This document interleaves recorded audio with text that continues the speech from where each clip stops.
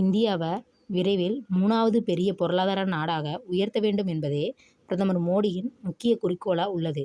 இந்தியாவில் தயாரிப்போம், உலகுக்காக தயாரிப்போம் என்ற கருப்பொருளை முன்னிறுத்தி தற்போது இறக்குமதி செய்யப்படும் பல பொருட்களை இந்தியாவிலே தயாரிக்க அரசு தீவிர முயற்சிகளை எடுத்துட்டு வர்றாங்க. இந்த நிலையில் 2030ஆம் ஆண்டில் இந்தியாவை $10 டிரில்லியன், அதாவது ரூபாய் 900 லட்சம் கோடி பொருளாதார நாடாக மாற்றுவது அப்படின்ற இலக்கை அடிப்படையாக வச்சு திட்டங்கள் செயல்படுத்தப்பட்டு வருது. அந்த இலக்கை எட்ட வேண்டும் என்றால் ஒவ்வொரு 18 மாதங்களுக்கும் கூடுதலாக $1 டிரில்லியன், அதாவது ரூபாய் 90 லட்சம் கோடி பொருளாதார வளர்ச்சி உருவாக்கப்பட வேண்டும்.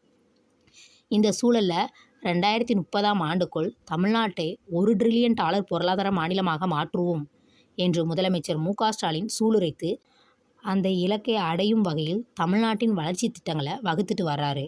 இதே போல மேலும் சில மாநிலங்களும் $1 டிரில்லியன் பொருளாதாரம் தான் எங்களின் எல்லை என்று அறிவித்து அதற்கேற்ப தங்களது செயல்பாடுகளை தீவிரப்படுத்திட்டு வராங்க.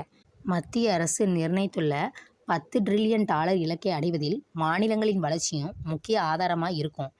$10 டிரில்லியன் பொருளாதார வளர்ச்சியை அடைவது மத்திய அரசுக்கும், $1 டிரில்லியன் பொருளாதார வளர்ச்சி எட்டுவது மாநில அரசுகளுக்கும் எளிதான பணியாக இருக்காது. மத்திய அரசை பொறுத்தவரை இனி வரும் ஆண்டுகளில் ஒவ்வொரு வருஷமும் 6.7% முதல் 9% வரை பொருளாதார வளர்ச்சி கட்டாயமாக இருக்கணும். இந்த வளர்ச்சி சாத்தியமானது என்பதை காட்டும் வகையில் நடப்பு நிதியாண்டில் மொத்த உள்நாட்டு உற்பத்தி, அதாவது ஜிடிபி வளர்ச்சி 7.4% இருக்கும் என்று மதிப்பிடப்பட்டுள்ளது. மேலும் இந்த இலக்கை அடைய மூலதன உருவாக்கமும் மனிதவள மூலதனமும் முக்கிய ஊக்கமாக அமையும். இந்தியாவை பொறுத்தமட்டில் இந்த பெரும் இலக்கை அடைவதற்கான மனித உழைப்பை வழங்கும் சக்தி இளைஞர்களிடம்தான் அதிகமாக இருக்குது. மனித சமூகத்தை பிறந்த ஆண்டுகளின் அடிப்படையில் ஆய்வாளர்கள் தலைமுறைகளாக வகைப்படுத்துகின்றனர்.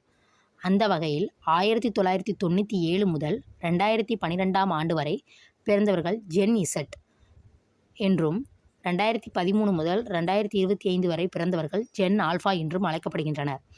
ஜென் இசட் காலத்தில்தான் செல்போனும் இணையதளமும் வந்தன. ஜென் ஆல்ஃபா காலத்தில் செயற்கை நுண்ணறிவு தொழில்நுட்பம் தொடங்கியிருக்கு. இந்த 2 தலைமுறைகளின் மக்கள் தொகை இந்தியாவில் மிக அதிகமாக இருக்குது. இவங்க தான் நாட்டோட வளர்ச்சிக்கான உழைக்கும் கரங்களுக்கு சொந்தக்காரங்க. சமீபத்தில் டெல்லியில் நடைபெற்ற விழாவில் பிரதமர் நரேந்திர மோடி பேசும்போது ஜென் இசட், ஜென் ஆல்ஃபா தலைமுறைகள் தான் இந்தியாவை வளர்ச்சியடைந்த இந்தியா என்ற இலக்கை நோக்கி வழிநடத்தி செல்ல போகுது. இளம் வயதில் நீங்கள் செய்யும் பணிகள் தான் மற்றவர்களுக்கு ஊக்கமாக அமையும். வலிமையான இந்தியா என்ற கனவை இந்த 2 தலைமுறைகளே நனவாக்கப்போ. அவர்களுடைய கனவுக்கு பின்னால் 140 கோடி மக்களும் இருக்கிறாங்க. ஆக இப்போ நாட்டின் முன்னேற்றம் ஜென் இசட் மற்றும் ஜென் ஆல்ஃபா இளைஞர்களிடம்தான் இருக்கிறது.